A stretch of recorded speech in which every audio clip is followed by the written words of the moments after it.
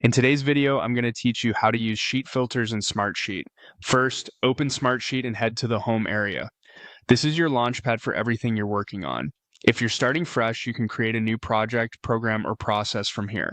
If you already have something set up, no problem. Stay on home and look for what you need. On the home screen, you'll see a suggested section that highlights items you've used recently or frequently. That's a quick way to jump back into your work. If you don't see the right item there, switch over to all workspaces.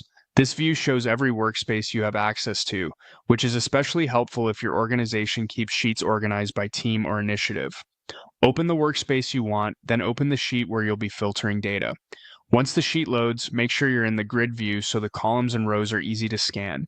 Look for the filter button in the toolbar. It typically looks like a funnel, and click it to open the filter panel. Choose Add a Filter to begin building a new one. This opens a simple builder where you define what you want to see. At the top, there's a search bar to quickly find the column you want to filter, which is handy on larger sheets. You can also scroll and choose a column from the list. After you pick a column, you'll be prompted to select a value or criteria. For example, if your column contains drop-down choices, you'll choose the option you want to display. If it's text, you'll select a condition like equals or contains, then type the value. Beyond columns, you can filter by row properties. Open the row properties section to target things like whether a row has attachments or has comments. Selecting these is great for finding rows that include supporting files or conversation history. You can mix and match column-based conditions with row property conditions to narrow down your results precisely.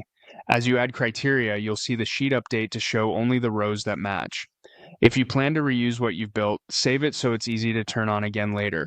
Give the filter a clear name that describes the view it creates, like Open Tasks with Attachments. Saved filters appear in the Filters menu so you can quickly switch between them as your needs change. That's the core workflow. Open your sheet, add a filter, select columns or row properties, set the values, and save it for future use. With these steps, you'll keep your Smartsheet focused on exactly what matters right now.